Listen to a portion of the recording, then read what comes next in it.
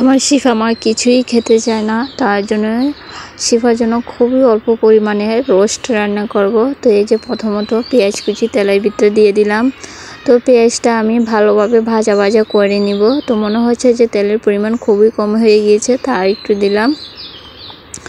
তো পেঁয়াজটা ভাজা ভাজা হওয়ার পর আমি পরিমাণ মতো পানি দিয়ে দিলাম। তো এই যে রোস্টের মশলা খুবই অল্প পরিমাণেরই দিব, যেহেতু শিফা মার জন্য খুবই কম করে রান্না করা হচ্ছে, তার জন্যই মশলাগুলো অল্প অল্প করে দেওয়া হচ্ছে। আদা বাটা রসুন বাটা পরিমাণ মতো দিয়ে দিলাম, দারচিনি এলাচি দিয়ে দিলাম। তো মশলাটা ভালোভাবে কষিয়ে নিব। এই যে মাংস ভাজা করে রেখেছিলাম, মাংসটা দিয়ে দিলাম। তো এই যে মাংস আর মশলাটা ভালোভাবে কষানো হয়ে গিয়েছে, এখন টক দইটা দিয়ে দিলাম মাংসের ভিতরে। আসসালামু আলাইকুম, আপনারা সবাই কেমন আছেন? আমিও আল্লাহর রহমতে ভালো আছি। আমার ভিডিওটি কাছে কিংবা দূরে, দেশ কিংবা দেশের বাহিরে যারা দেখছেন তাদেরকে অসংখ্য ধন্যবাদ। এদিকে বিস্কুটের গুঁড়া দিয়ে দিলাম।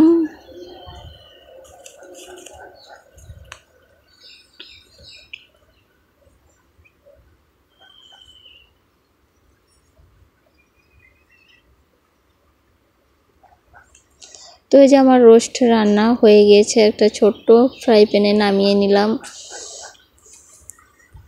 দেখি তো মনে হচ্ছে খুবই লোভনীয় হয়েছে, খেতে কিন্তু ভীষণ মজা হয়েছে।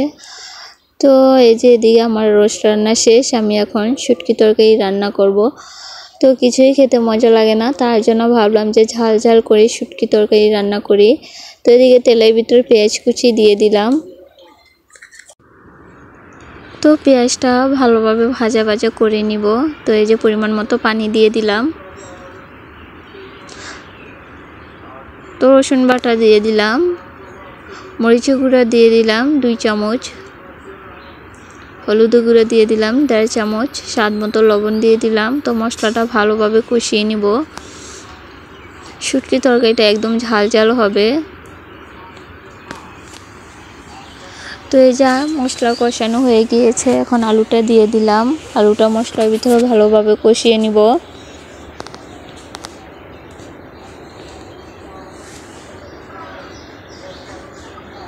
তো মশলার সাথে আলু মিক্সড করে নিচ্ছি।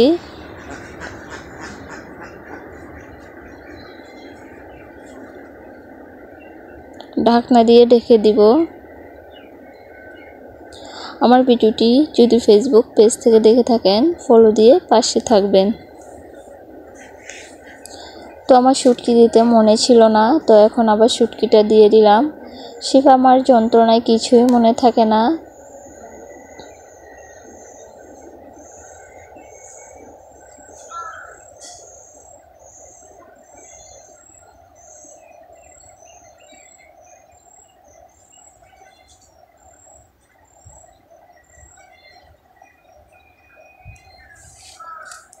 তো এই যে আমার শুটকি তরকারি রান্না হয়ে গিয়েছে, এখন একটা পাতিলের ভিতরে নামিয়ে নিব।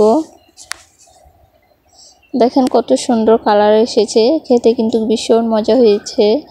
আজকের ভিডিও এই পর্যন্তই। আল্লাহ হাফেজ।